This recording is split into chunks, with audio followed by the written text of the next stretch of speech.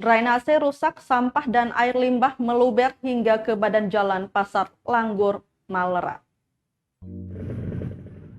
Tumpukan sampah berserakan hingga ke badan jalan raya di kawasan Pasar Langgur, Kei Kecil, Maluku Tenggara, Senin 3 Januari 2022. Dari pantauan tribunambon.com di lokasi, bukan hanya berbagai jenis sampah yang berserakan hingga ke badan jalan itu, tetapi juga limbah air yang diketahui dari drainase Pasar Langgur. Bau busuk pun merebak hingga mengganggu penciuman para pengguna jalan yang melintas.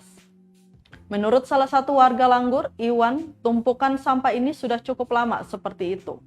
Namun tak ada yang membersihkan.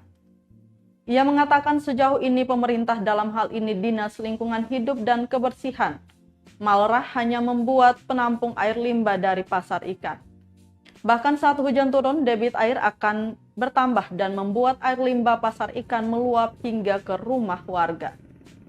Iwan berharap semoga pemerintah segera memperbaiki saluran drainase, terutama untuk limbah pasar dan menyediakan tempat sampah di lokasi itu.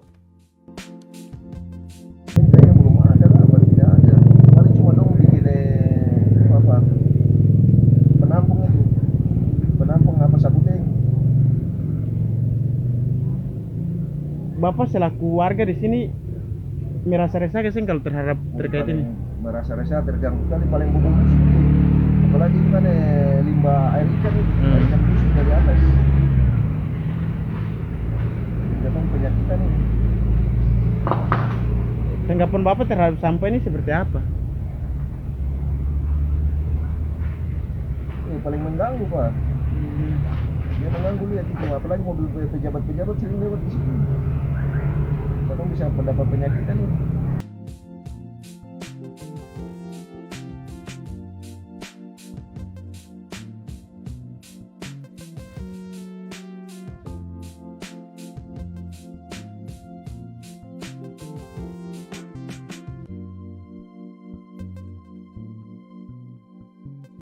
Terima kasih sudah nonton.